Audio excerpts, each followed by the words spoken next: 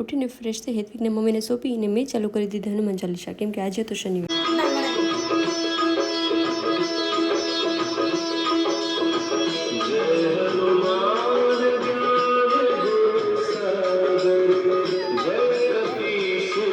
પછી હું લાગી ગઈ મારા કામે.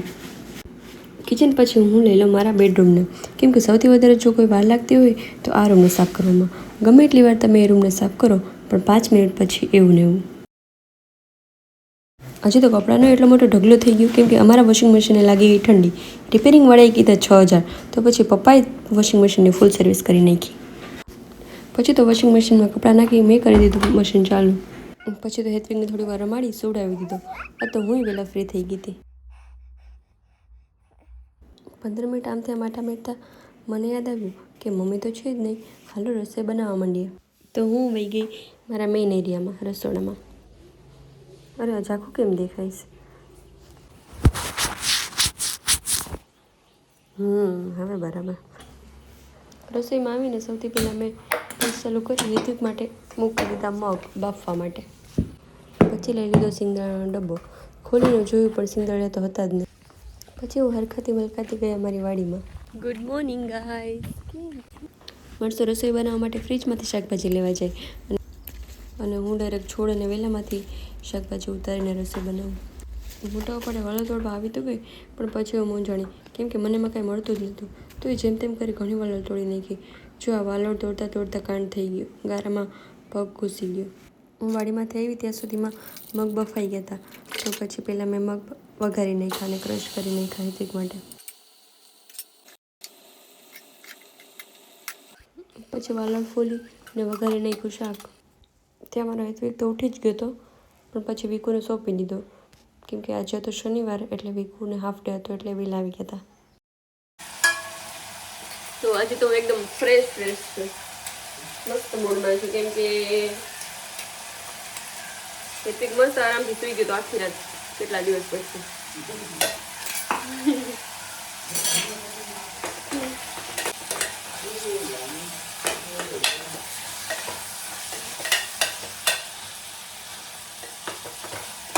સાથે વઘારી નાખ્યું છે શાક.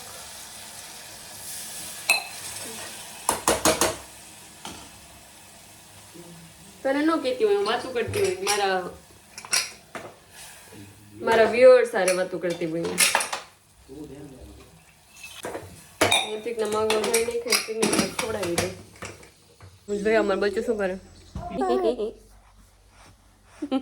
જમવા રોટલા છે, વાલોળનું શાક છે, છાશ પાપડ અને ચેવડો તો અમારે ઓલે જોઈએ જ. વિકુ? યસ, જોઈએ. ચાલો જમવા. ના હું મજા થઈ ગઈ છે બહુ, જમી લઈએ. જો અમારે હેત્વિક જમે છે અમારે યાર. કાકા ને જમે છે ને તું? જો તો ખરી. આ બધું સાફ કોણ કરશે? હવે પપ્પા ડેડી સાફ કરશે ક્યાંય ગાના મમ્મી. શનિ રવિમાં હેત્વિકને સંભાળવાની ડ્યુટી હોય એના પપ્પાની, એટલે એણે એને નવડાવી અને રેડી કરી દીધો.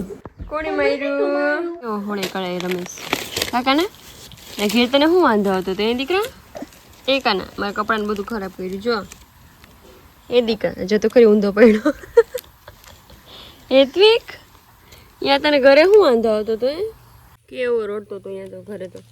કા દીકા ઘરે શું વાંધો આવતો હતો તને દીકા? કેવો મજાનો રમે. મારે ઝૂંપડું બાંધી લેવું છે.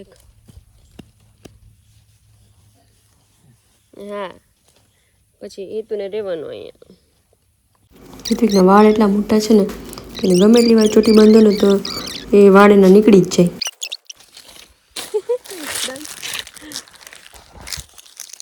ચોટી બાંધી મારા દીકરાને છે ને નાકમાં વાળ આવે તને બાંધવી જ પડે. કેવો રમે છે એકલો એકલો?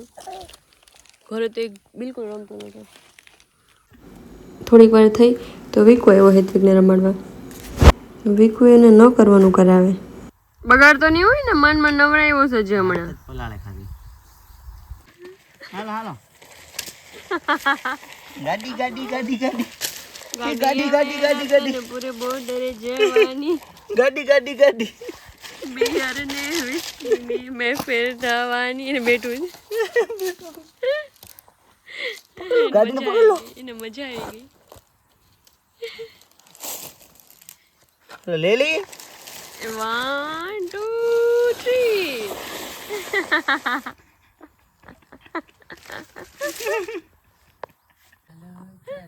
એને મજા આવી ગઈ વળી. કાકા ને મજા આવી ગઈ ને દીકા. છોકરાઓને આપણે ગમે એટલા હાચવી લઈએ ને પણ એને મજા તો રેડિયારે જ આવે. કોણ જાણે હું જાદુ કરતા હશે.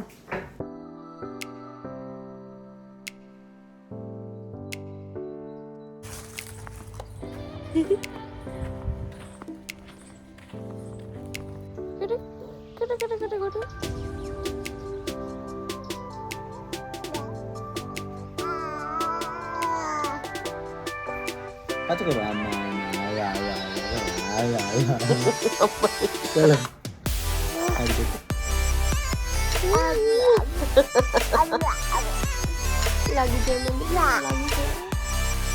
પછી સત્યનારાયણ ભગવાનનો પ્રસાદ ખાઈને અમે લાવના, કેમ કે અમારે કરવાની હતી શોપિંગ હેત્રિક માટે.